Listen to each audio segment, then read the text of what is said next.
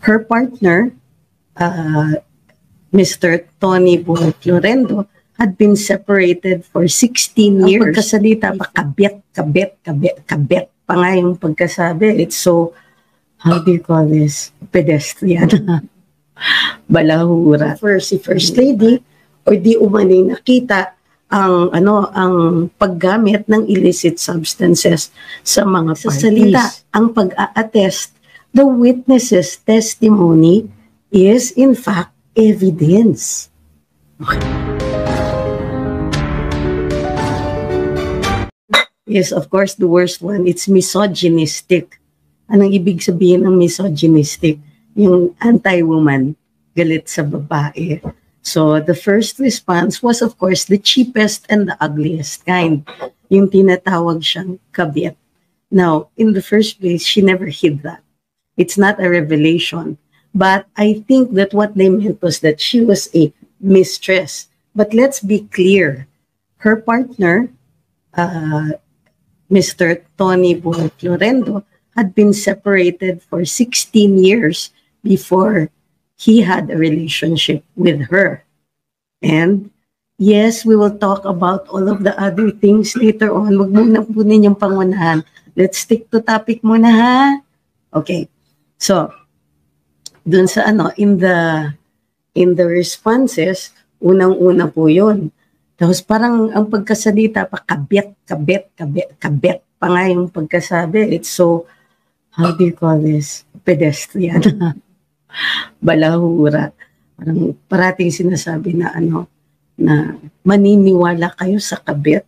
So let's take that apart. Anong ibig sabihin nila pag sinabi nilang maniniwala kayo sa kabet?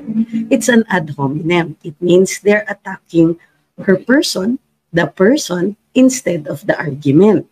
Imbis na sabihin nila na imposibleng makita yan, imbis na sabihin nila na no, on that day, somebody actually saw you and the First Lady never said that.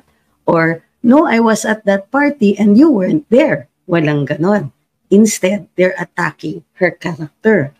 The second was attacking Maharlika's character.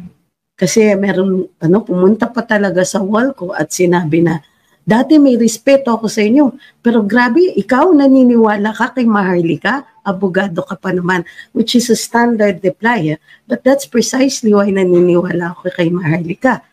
Sabi nila, naniniwala ka kay Maharlika? Una-una, hindi naman si Maharlika ang nagsasabi na nakita ni Cathy Binag yung incident o yung practice, at hindi naman si Maharlika ang nagsabi na nag-offer si First Lady o di umanay nakita ang paggamit ng illicit substances sa mga parties. Okay? O pangatlo, ano ba ang qualifications para maging saksi, para maging witness? In court, ang kailangan lang po ay mayroong kapaggamit ng iyong senses. So, if you can see, you can be, and then you can attest to it, pwede mong ipahayag, pwede mong ikwento ang nakita mo, then that's all you need to be a witness. Ngayon, posible nag-a-attack sila.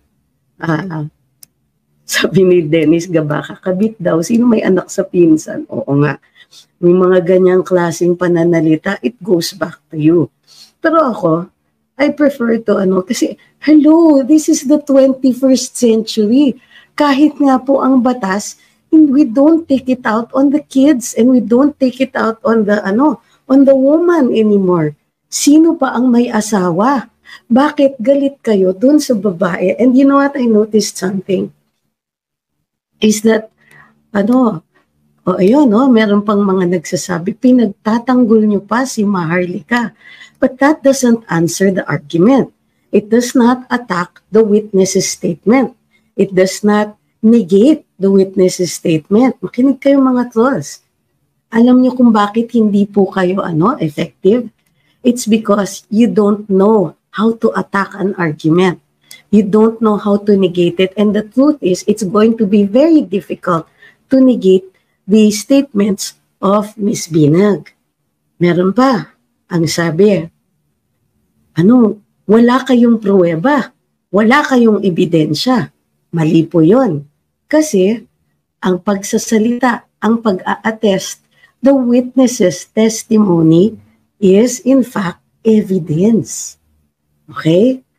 So, yung nakikita niyong very harsh and very shrill na reactions ng mga trolls, they're indicative that they cannot answer the argument. And as a matter of fact, wala rin, wala ring, how do you call this, response from the ones who have been directly implicated. Deadma. Now, tignan ninyo po yung difference ng reactions between, kasi that's an imputation of a crime, ha? That's a crime. Sinasabi yan ay krimen. Ngayon, kung iniinsulto siya and it's not a crime, pwede siyang di mag-react. Deadma, kibera ko sa inyo, bakit ba? Diba? But here, there is a kung sa tingin nila malicious, a malicious imputation of a crime, vice, or defect, pwedeng may mag-file, pero hindi pwede yung mga trolls, ha? Only yung tao na nasaktan, yung tao na sinisiraan. Pero the truth here is that there is nothing, because this person can indicate time, place, circumstances, and sufficient details in order for it to survive, at probable cause. Ay, pwede yan sa probable cause if there's no other, and it corroborates other evidence.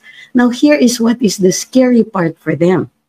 First, there's a video, and they thought they could just attack the video and give people enough doubt. Kasi kahit mga DDS nagdududa, kahit mayroon na talagang pruweba, may authentication, may certifications that these aren't deepfake, meron po yung mga nagsasabi, hindi ako naniniwala, ganyan-ganyan. It's because it's tunnel vision, yun lang nakikita nila. But when building a case, of course, you don't rely on the single evidence. I'm not saying that we're building a case here. Pero, in order to be convincing, one bit of evidence might be enough for some people to believe.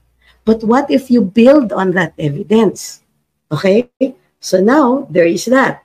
There's an indication of possible use. Now, the next comes an eyewitness testimony that corroborates this kind of activity. So, ang pinapatunayan dito, hindi lang one single instance, ha, but a habitual use. Okay? So,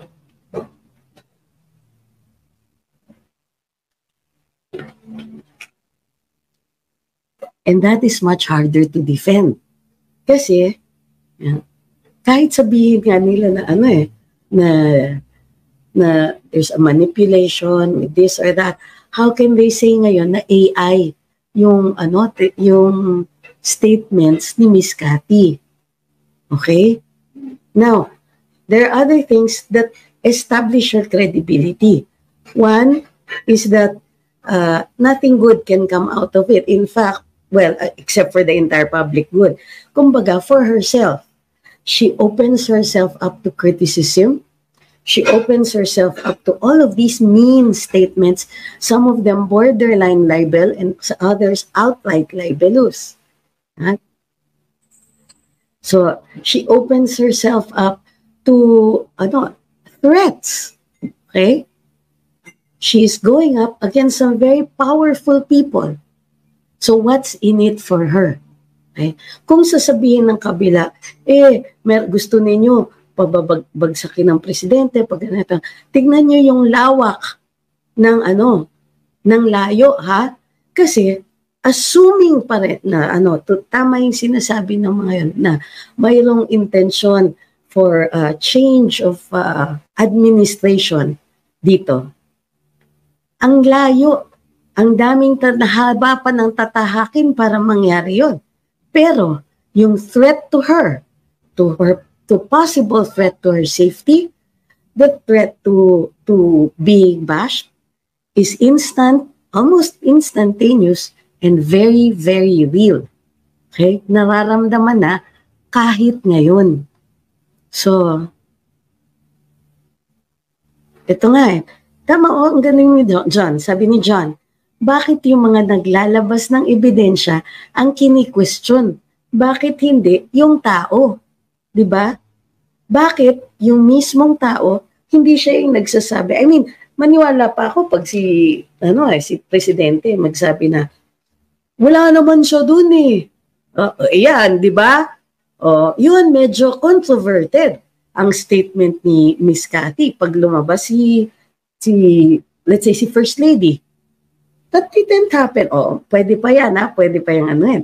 But, now, pwedeng ilaban ang credibility sa credibility. One, what can Miss Cathy Binag lose? On the other hand, what can the First Lady gain if she says something bad against Miss Binag?